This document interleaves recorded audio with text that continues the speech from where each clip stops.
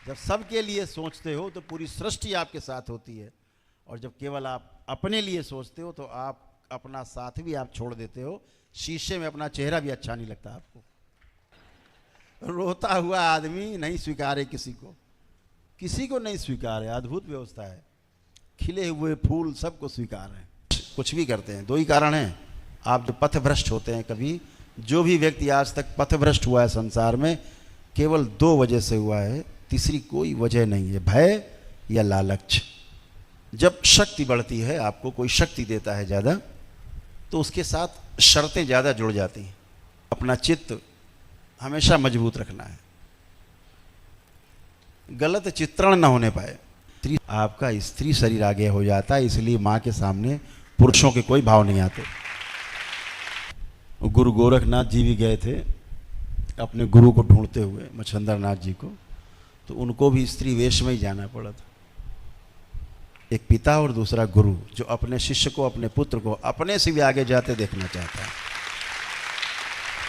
बोलिए सद्गुरु भगवान की, गुरु माता की, भगवान भोलेनाथ की, माता कामाख्या की, सभी संतों की, गौ माता की। बोलिए सच्चे दरबार की, करौली शंकर महादेव धाम की, गंगा मैया की।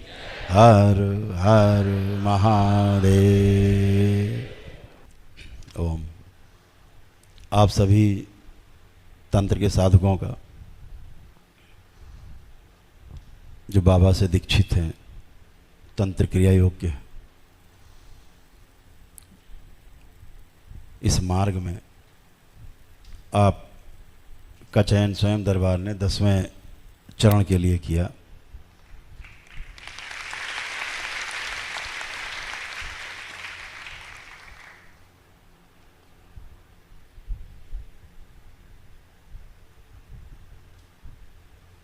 आज जो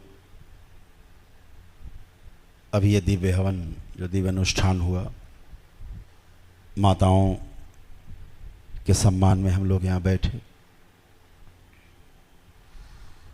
और एक प्रचंड ऊर्जा इस सृष्टि में उत्पन्न हुई।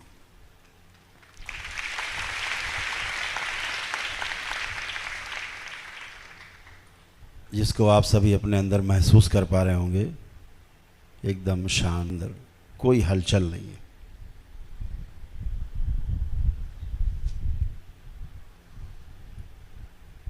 मेरे द्वारा ये अनुष्ठान इसलिए किया गया कि अगले माह गुरु पूर्णिमा है, 10 जुलाई को। 3 दिन का कार्यक्रम होता ही उसमें आप लोगों के बीच से मैं ही सीधे 10वें लेवल से और 15वें लेवल में कई लोग आप में से प्रवेश पाएंगे।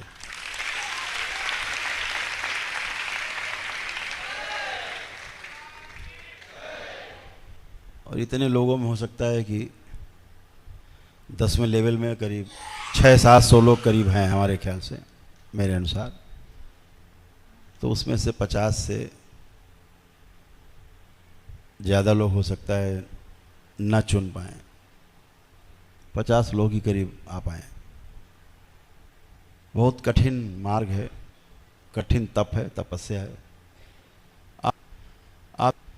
आप देख सकते हैं इस मार्ग में जो मात्र शक्ति है, हमारी बच्चियां, छोटी छोटी बहनें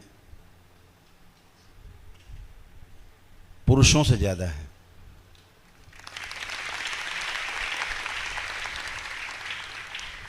ये बहुत गौरव की बात है।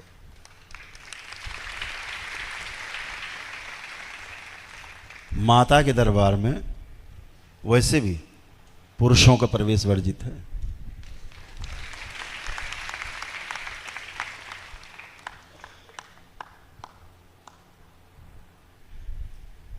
जो पुरुष है वो डेहरी लांघना तो छोड़ो, माँ की डेहरी भी नहीं ढूंढ पाएगा किधर है। और वो जो स्त्रियां हैं, जो कहने को स्त्रियां हैं लेकिन माँ का ही अंश हैं, उन्हीं का प्रवेश होता है। और पुरुषों का प्रवेश तब होता है जब पुरुष भी अपना पुरुषत्व भूल जाता है, केवल मां का एक छोटा सा पुत्र गोद में होकर के जाता है तो ही अंदर प्रवेश पाता है।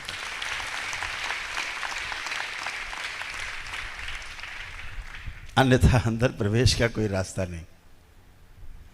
पुरानी कथाएं बहुत हैं। गुरु गोरखनाथ जी भी गए थे अपने गुरु को ढूंढते हुए, मच्छंदर नाथ जी को, तो उनको भी स्त्री वेश में ही जाना पड़ा था, क्योंकि उस नगर में प्रवेश नहीं है पुरुषों का। ये कथा है कि स्त्री जैसा वेश बना के गए, लेकिन नहीं, हर व्यक्ति में, हर मानव में, स्त्री हो चाहे पुरुष हो, दो शरीर विद्यमान हैं।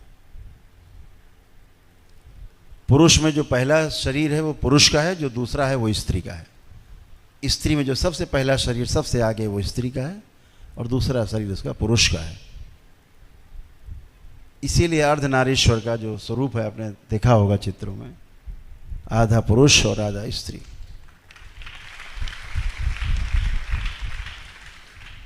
जैसे माँ के सामने आप जाते हैं, अपनी जन्म देने वाली माँ के सामने, आपका पुरुषत्व तो गायब रहता है। जो आपके अंदर माँ के प्रति भाव हैं समर्पण के, वही आगे रहते हैं। धर्म पत्नी के आगे जाते हैं तो पुरुष शरीर आगे हो जाता है।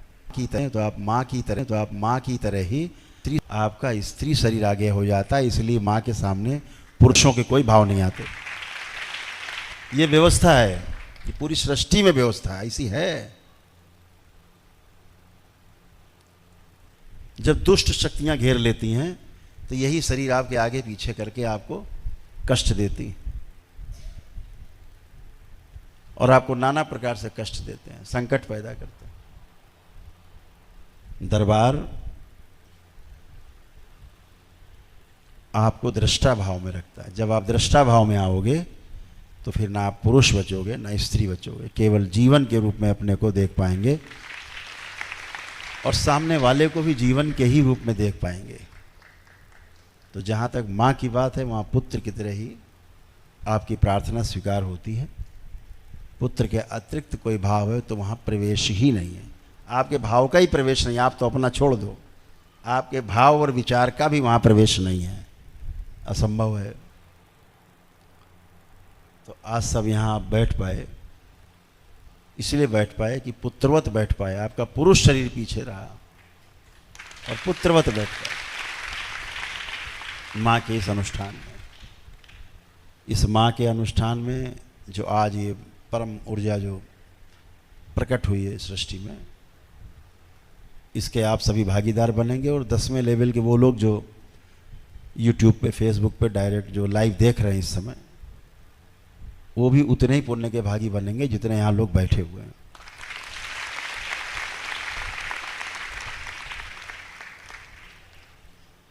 जो 10वें लेवल में है, ये तंत्र के दरबार से चयन किया गया है, विशेष रूप से आप सबके लिए ये अनुष्ठान किया गया,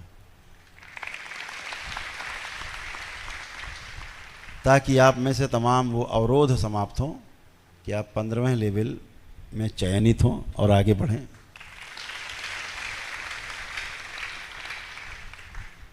दरबार को आप जैसे कर्मठ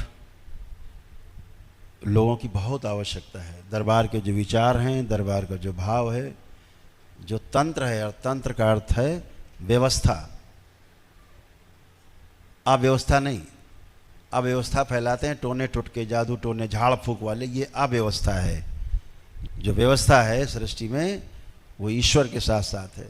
ईश्वर का ही सारा ऐश्वर्य है जो हम सब, आप जितना देखते हैं सृष्टि में, जो इस दृष्टि से नहीं दिखे, दो दृष्टि से, वो ईश्वर, और जो कुछ इस दो दृष्टि से दिखे, ऐश्वर्य, ऐश्वर्य, दो चीजें इस सृष्टि में। एक ईश्वर है और ईश्वर में जो रहती है, जिसके कारण ऐश्वर्य बना हुआ है, सृजन होता है, विध्वंस होता है, वो ऐश्वर्य है उस ईश्वर का। तो ईश्वर से ही ऐश्वर्य उत्पन्न हुआ। तो उस ऐश्वर्य कि हम सब हिस्सा हैं, और हमारे अंदर से जो बैठ के बोल रहा है, जो सुन रहा है, जो देख रहा है, जानना चाहता है, वो ईश्वर का हिस्सा है, अभिन्न हिस्सा है। दोनों ऐसे अलग अलग, ऐसे दो मिलकर के चलता फिरता एक मानव दिखता है, बात करता हुआ, देखता हुआ, सुनता हुआ, हंसता खेलता, रोता चिल्लाता, जैसा भी मानो उस सृष्टि का हिस्सा है, ऐश्वर्य का हिस्सा है। तो हम दो तरह से जब बात करते हैं, एक वह है जो हम स्वयं के लिए करना चाहते हैं, दूसरा वो जो हम परिवार के लिए, समाज के लिए करना चाहते हैं। दो तरह की चीज़ें हैं। जब हम भौतिक जगत में जाते हैं तो ध्यान देने की आवश्यकता पड़ती है। ज़्यादा से ज़्यादा ध्यान जिस चीज़ पर आप देते हैं उतना ही ज़्यादा आप समझते हैं। समझने के लिए ध्यान देने की आवश्यकता है, जीने के लिए ध्यान देने की आवश्यकता है, जिंदा रहने के लिए ध्यान देने की आवश्यकता है। दोनों तरीके से ध्यान बहुत जरूरी देना है। लेकिन 84 लाख योनियों के जन्म मरण के बंधन से मुक्त होने के लिए, कि कुत्ता बिल्ली सियार बन के ना पैदा हो दोबारा, सदा सदा के लिए इस मर्त्य लोक से मुक्ति हो और 84 लाख योनियों के जन्म मरण के बंधन से मुक्त हो, उसके लिए ध्यान करना आवश्यक है। जब हम जीने जाते हैं तो ध्यान देना बहुत जरूरी। अब वो आंख बंद करके बैठ जाएंगे तो समस्या पैदा हो जाएगी। ध्यान देना है, जितना ज़्यादा ध्यान देंगे उतना अच्छे से कार्य कर पाएंगे। दरबार दोनों में संतुलन बनाए रखने के लिए कहता है, हमेशा आग्रह करता है दरबार। ये केवल आंख बंद करके कोठरी में नहीं बैठ गए, पहाड़ में नहीं बैठ गए, जंगल में बैठ गए, अपने घर में भी ध्यान देना है, समाज में भी ध्यान देना है। जैसी क्षमता बढ़ती जाए वैसे वैसे ध्यान विकसित होता जाता है। तो ध्यान देना है। तो ऐसे भौतिक जगत में और अभौतिक जगत में ध्यान देना और ध्यान करना, ऐसे संतुलन बनाए रखने का प्रयास करना है सभी को। सबसे बड़ी सृष्टि में व्यवस्था है। अगर कोई व्यवस्था है तो उसका परिवार होता है। परिवार होता है जो हमें पालता है, पोषता है, बड़ा करता है, शिक्षा दीक्षा दिलाता है, जिंदा रहने की विधि सिखलाता है। वो परिवार हमारा सबसे छोटी इकाई है इस सृष्टि में, और आपका सबसे बड़ा जो शुभ चिंतक है वो आपका परिवार ही है। उससे बढ़कर के शुभ चिंतक कोई होता नहीं।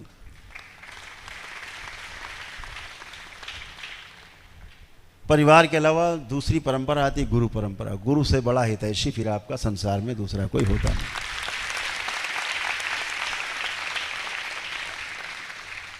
दो ऐसे प्राणी इस भौतिक जगत में पाए जाते हैं, दो प्राणी हैं। बाकी सारे लोग, अगर आप आगे बढ़ेंगे तो ईर्ष्या से देखेंगे। सामने हो सकता है आपको प्रशंसा करें, पीछे ईर्ष्या करते हैं, अरे हम तो पीछे रह गए, आगे चला गया। लेकिन दो प्राणी ऐसे हैं पुरुष समाज में। माँ तो जन्म देने वाली, वो तो सदा आपको आशीष देती है। पुरुषों में दो लोग हैं, एक पिता और दूसरा गुरु, जो अपने शिष्य को, अपने पुत्र को अपने से भी आगे जाते देखना चाहता है। ये दो ही प्राणी ऐसे हैं सृष्टि में, गुरु अपने शिष्य को और पिता अपने पुत्र को अपने से आगे जाता देख करके खुशी होता है, खुश होता है, खुशियां मनाता है, और कोई नहीं। तो दो परंपराएं हैं, गृहस्थ परंपरा में और गुरु परंपरा में।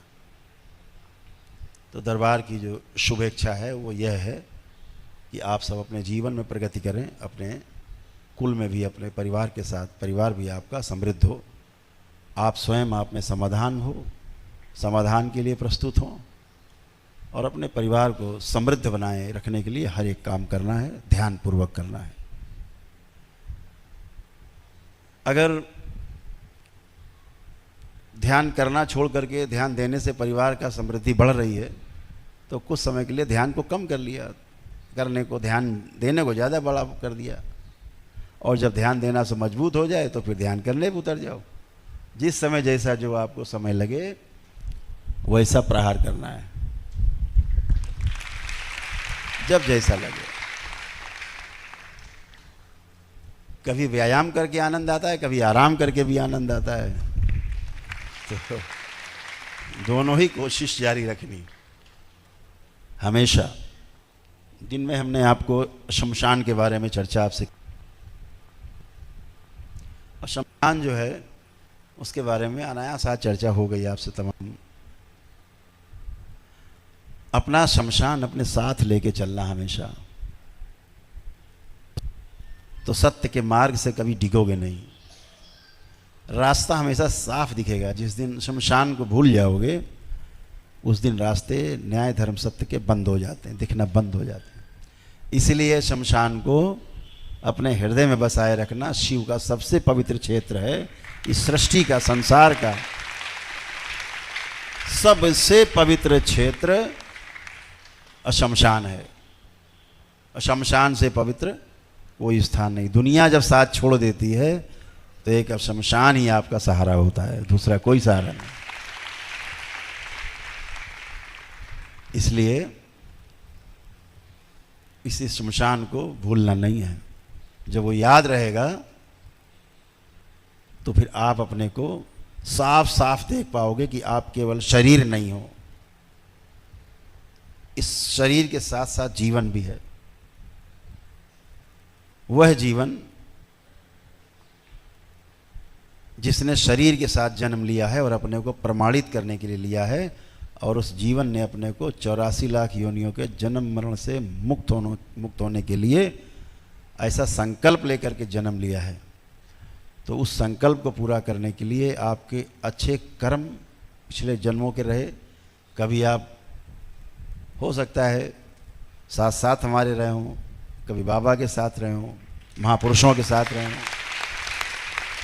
तो आपके अच्छे कर्म भोग जो आज आप दरबार के साथ जुड़े हैं, बाबा माँ के साथ, भोलेनाथ के साथ, माता कामाख्या के साथ, इस महामाया, इस माता महाकाली के साथ जुड़े हैं। दरबार आपके साथ हमेशा रहता है। जैसा हमने कल चर्चा में रात में सभी को संबोधन में कहा, बस एक ही बात का ध्यान रखना है। जब शक्ति बढ़ती है, आपको कोई शक्ति देता है ज़्यादा, तो उसके साथ शर्तें ज़्यादा जुड़ जाती हैं। ये नियम है। कक्षा 5 की पढ़ाई में नियम कम है। जब हाई स्कूल में जाते हैं तो उसके नियम और प्रश्न और बड़े हो जाते हैं। जब आप ग्रेजुएशन करने जाते हैं तो और ज़्यादा बड़े हो जाते हैं। शर्तें बड़ी हो जाती हैं, नियम बड़े हो जाते हैं, प्रश्न कड़े हो जाते हैं। अर्थात आप बड़ी परीक्षा देने जा रहे हैं। हमने आपकी उस बड़ी करने के लिए, उस बड़ी परीक्षा में पास होने के लिए ये अनुष्ठान किया था कि आप उसमें सरलता से पास हो।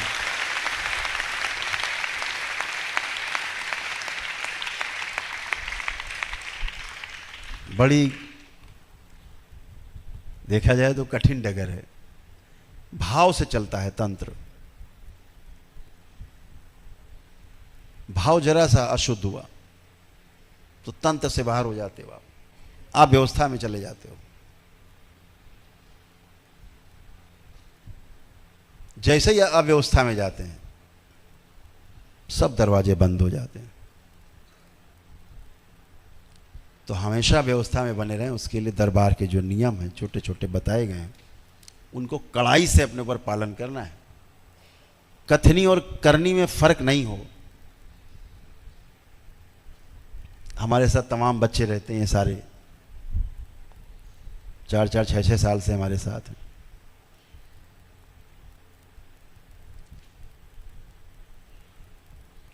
कथनी करनी में फर्क नहीं होता। हम इनसे कहते हैं कि गुरु को देखो, जो कहता है और नहीं करता है, कान पकड़ो, बोलो आप ऐसा कहते हो, करते क्यों नहीं हो, तुरंत पकड़ो। गुरु आचरण से ही जाना जाता है। आचरण ही गुरु के आप में प्रविष्ट होते हैं और आपके गुरु के ही आचरण आप में सब में दिखते हैं। गुरु के आचरण में नहीं होगा तो शिष्य में कभी वो बात जाएगी नहीं। बातों से कोई बात अंदर जाती नहीं। बातें लच्छेदार हर आदमी करेगा, बैठ कितनी लच्छेदार कर देगा, आप दिन भर ताली बजाते रहो, अंदर कुछ नहीं प्रवेश होगा। क्यों? आपके आचरण में नहीं आएगा। आचरण में क्यों नहीं आया? कि जो कथा बाँच रहा है बैठ करके गद्दी में, उसके आचरण में नहीं है, केवल बातें हैं उसकी। तो बातें कभी आचरण में नहीं आती, आचरण ही प्रवेश करता है। गुरु से शिष्य में, पिता से पुत्र में, पुत्री में माँ से पुत्र में आचरण जाता है। तो हमेशा अपने आचरण पे विशेष ध्यान देना है, अपना चित्त हमेशा मजबूत रखना है, गलत चित्रण न होने पाए। एक भी चित्रण अंदर गलत होता है आपके चित्त में, वो आपकी स्मृति बन के वहीं स्टोर हो जाती है। अब वो संपत्ति बन गई आपकी, अच्छी या बुरी, जो भी आपने सोचा, देखा, कल्पना की, वो आपकी संपत्ति बन जाती है। और आप उस स्मृति से जूझते रहते हो जिंदगी भर। धीरे धीरे वो स्मृति आप बड़ी करते रहते हो, बार बार सोच सोच के। उसी को लोग डिप्रेशन बोल देते हैं। खैर, आप उस दरबार से जुड़े जहाँ सेकंडों में नष्ट हो जाती है, बचता नहीं, कोई स्मृति नहीं बचती। तो कोई ध्यान रखना है कि कोई गलत स्मृति हमारे अंदर प्रवेश न करने पाए। कुछ भी गलत हो रहा है, हम देखते हैं यूट्यूब में तमाम उल्टी सीधी चीज़ें, बिल्कुल भी नहीं देखना है। आपने देखा और वो आप में स्मृति के रूप में स्टोर हो जाती है आपके चित्त में, फिर आप उससे जूझते रहते हो। दिन भर देखते हैं हम, दरबार दिन भर दिखाता है सबको कि स्मृति कहाँ से आई। तो मित्र से आई, किसी परिवार के सदस्य से आई, किसी घटनाक्रम से आई। दरबार ने लिखा है कि 40 प्रकार से अधिक प्रकार से स्मृतियां आप में ट्रांसफर हो जाती, और एक बार वो स्मृति ट्रांसफर हो गई, अब वो आपका पीछा नहीं छोड़ने वाली। ये हमेशा याद रखो। अगर आप कभी किसी स्थान पे गए हैं, आपको स्मृति आगे नहीं आएगी, लेकिन जहां आदमी चर्चा शुरू करेगा उस स्थान की, अरे हाँ हाँ हम भी तो गए थे वहां, आ गई स्मृति आगे, और सब फिर आप बताना शुरू करोगे, वहाँ गए, यहाँ गए, वहाँ मिले, वहाँ पे। तो स्मृतियाँ आप में स्टोर रहती हैं। आपको लगता है हम गए, बात खत्म हो गई। खत्म नहीं हुई। जो भी आप देखते हो, सुनते हो, वो आपकी स्मृति में सुरक्षित हो जाता है। तो इसीलिए दरबार बार बार कहता है अच्छा देखना है, अच्छा सुनना है, अच्छा बोलना है, और सब अच्छा अच्छा करते अच्छा हो जाना है, और इसमें कुछ से बड़ा काम नहीं है। लेकिन जब किसी की निंदा में हम रस लेते हैं तो आपकी स्मृति बन जाता है, निंदक स्मृति बन जाती है और आपको परेशान करती बार बार। तो उसमें नहीं जाना है कि हमें कोई स्मृति हमारी जो है वो खराब हो। हमेशा अच्छा सुनना, खराब बात हो रही उठ जाओ हाथ जोड़ के कि भाई आप करो बात, हमें इसमें शामिल नहीं हो पाएंगे, धन्यवाद, छोड़ दो स्थान। तमाम दरबार के गिने चुने लोग हैं, 10-5 लोग हैं, देखा है। मजबूरन मैंने बताया कि वो शक्ति खोलनी पड़ी, कल खोलनी पड़ी कि जो दुरुपयोग करेगा दरबार की परंपरा का, उसको कठोर दंड मिलेगा, स्वतः भयानक दंड। और वो दंड मृत्यु तुल्य भी हो सकता है, क्योंकि शक्ति बड़ी है, आपके पास जिम्मेदारी बड़ी है, आपके पास शक्ति दी जा रही। गलत हुआ, शक्ति वापस दरबार में जमा। आपको पता है क्षण में जमा हो जाता है, पुण्य बचता नहीं। सावधान रहना है। पुण्य जमा हुए तो जो दुष्ट हैं आपके आसपास खड़े हो जाएंगे, फिर जीवन जीना बहुत मुश्किल हो जाता है।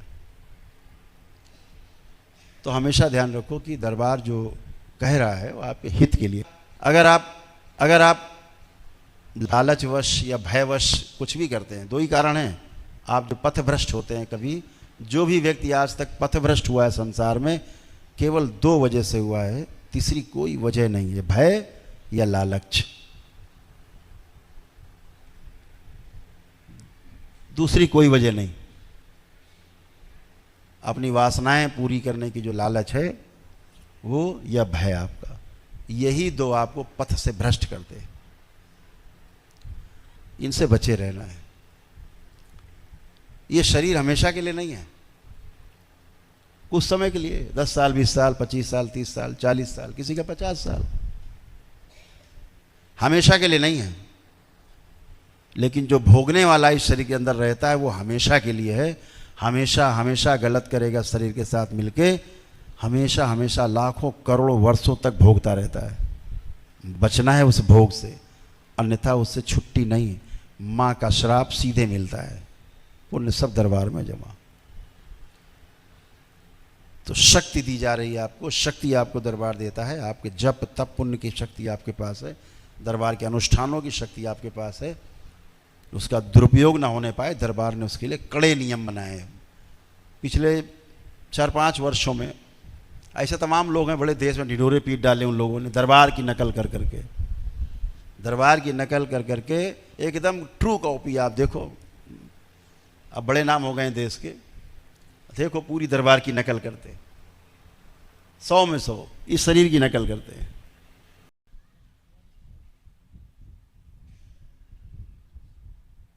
आज जब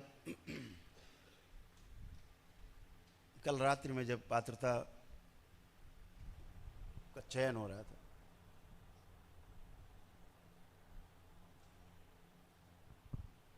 सबके चेहरे चमक रहे थे, दम दम एकदम चेहरे चमक रहे थे सब।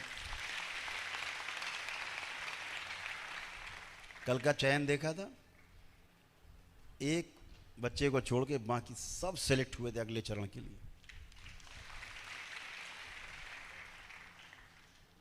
एक बच्चा केवल सेलेक्ट नहीं हुआ, माँ से श्रापित था, केवल उसमें माँ का श्राप दिखा सामने, वही नहीं चयन हुआ, बाकी सब चयन हुए।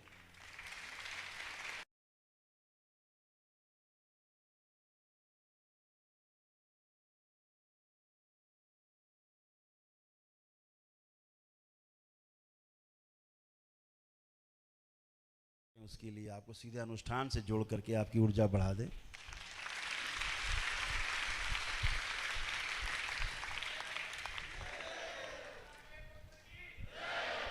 तो अभी आप लोगों ने, बहुत लोगों ने भोजन नहीं किया होगा, बहुत लोगों ने भोजन नहीं किया होगा, हाथ उठाएं कितने लोग भोजन नहीं किए। ओह, भजन में लग गए, अच्छा है, अच्छा है, अच्छा है। अभी यहाँ से उठेंगे, एक छोटा सा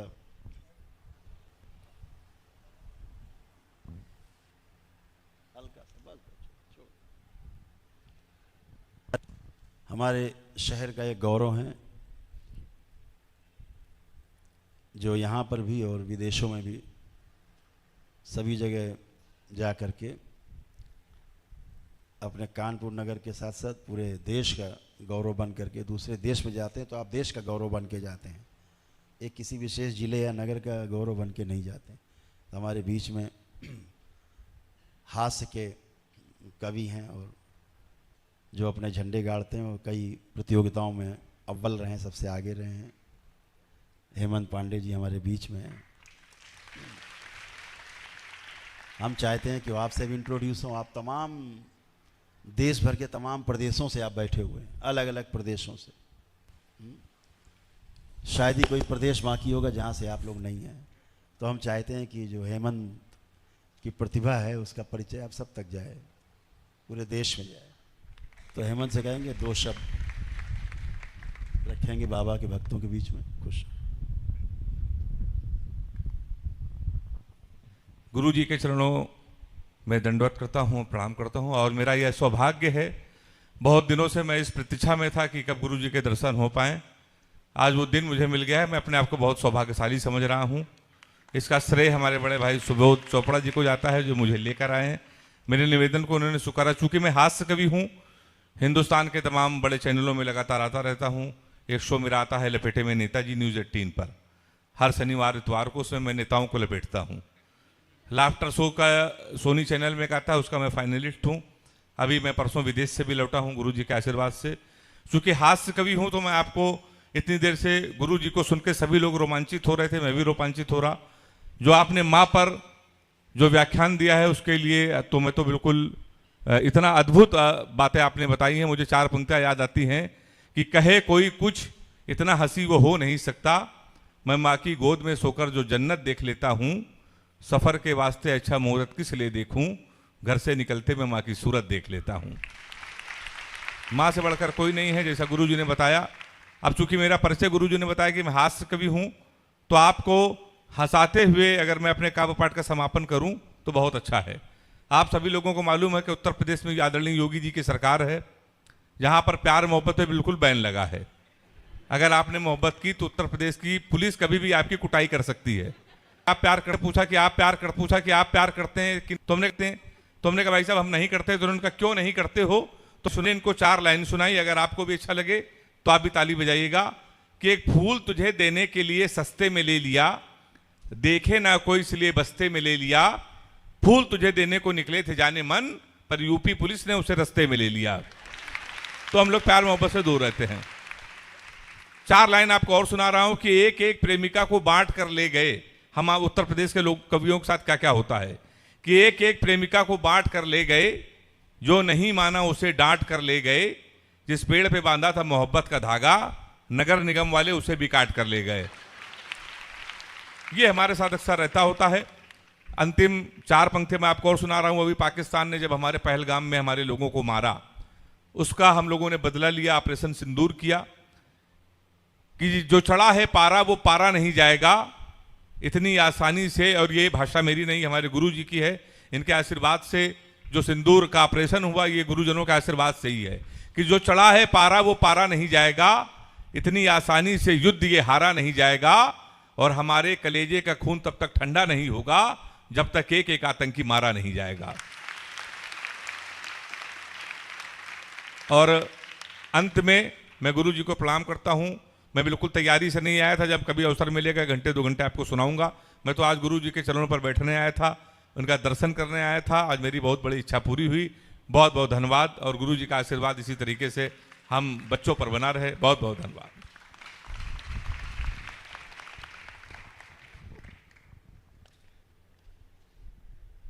जैसे कहा जाता है कि हंसना जरूरी है,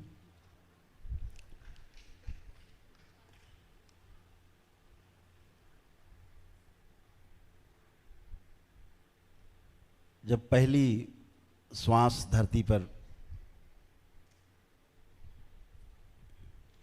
मां की ममतामयी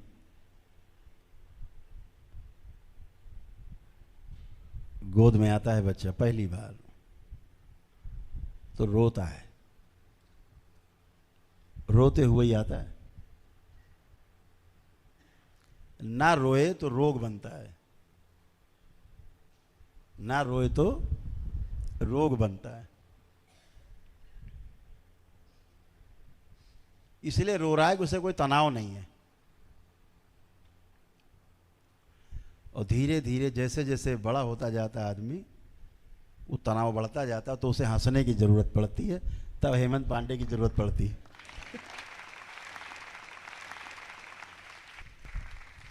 तब इनके ऐसे कवियों की जरूरत पड़ती है, तभी आपका तनाव आपके मस्तिष्क से निकाल करके बाहर करते। तो इसलिए हम चाहते हैं कि हेमंत पांडे और प्रगति करें। दरबार का आशीर्वाद उनके साथ है।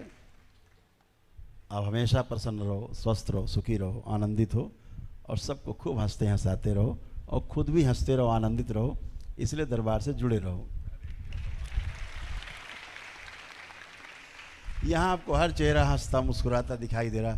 इन्हें ये नहीं पता कि रात में 12 बज रहा है कि 1 बज रहा है। इन्हें समय का मतलब नहीं है, किसी को नहीं पता टाइम का, किसी को नहीं पता। समय की तरफ किसी का ध्यान नहीं है, एक ही ध्यान है, लोक कल्याण।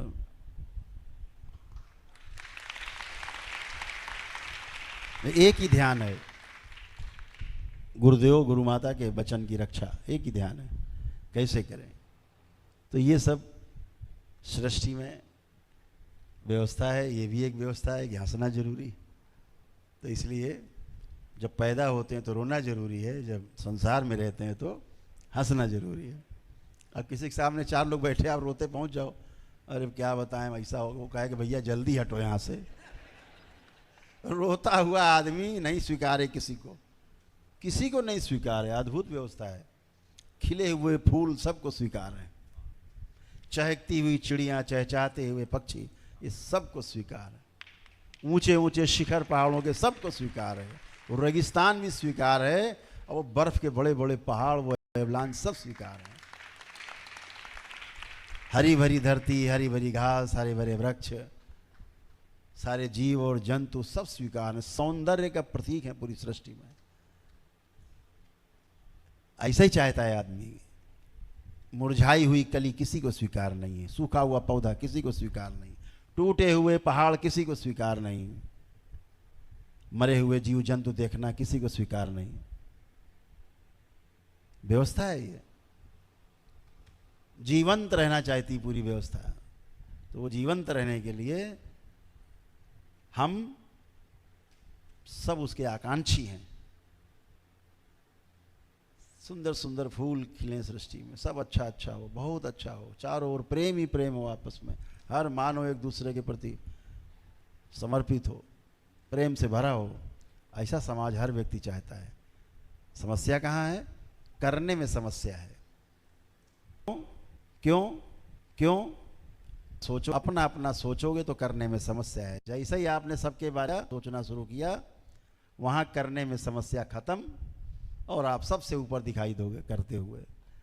इस बात को हमेशा ध्यान रखें। जब सबके लिए सोचते हो तो पूरी सृष्टि आपके साथ होती है, और जब केवल आप अपने लिए सोचते हो तो आप अपना साथ भी आप छोड़ देते हो। शीशे में अपना चेहरा भी अच्छा नहीं लगता आपको।